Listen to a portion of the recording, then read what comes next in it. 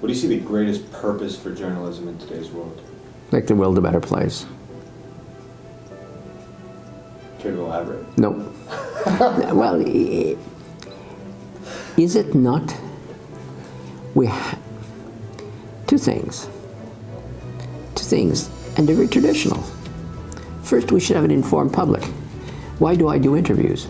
Because I talk about the importance to have an informed public. If I decline interviews, I'm not walking the talk. Like, walk the talk or shut up, like one or the other. And I'm a professor, so don't want to shut up. So I have to do these interviews. Yeah, if the time permits, I will do them, as we talked about. So, first thing is, people have to be informed. Like, how will any of this work if the public is ignorant because nobody takes the time to help inform them?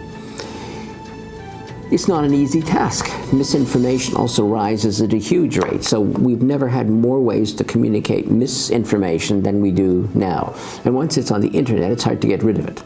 So the large numbers of people who believe vaccines cause autism, it does not. There is not a shred of scientific evidence that that is the case.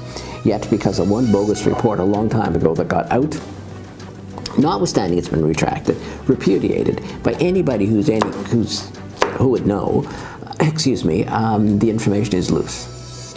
And you get confirmation bias where people do not wish to be argued with. So they listen only to information that confirms what they think they already know. Now, just because you put real information out there does not mean it will be absorbed, but you better start with putting it out there. And then that's the second way journalism can make the world better, is by making the truth hard to avoid. Making it hard to avoid, making the truth hard to hide. The liars always want to hide things. So like I said, those cameras on those phones, and knowing that the texting is, and knowing the idiot teenagers are whose lives revolve around their phones, ignore all that. It is a watcher, and properly deployed might have revolutionary effect. Not quite deployed yet, with full effect, I suspect. But it's going to occur to people how that phone can make it hard to hide the lies. And I'm sure you're aware of the old journalistic bromide, the role of a journalist, is to comfort the oppressed.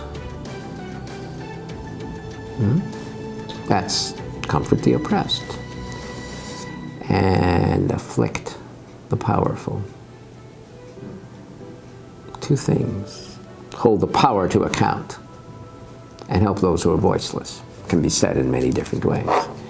I do not believe the need is less now than it was when those ideas were expressed a long time ago.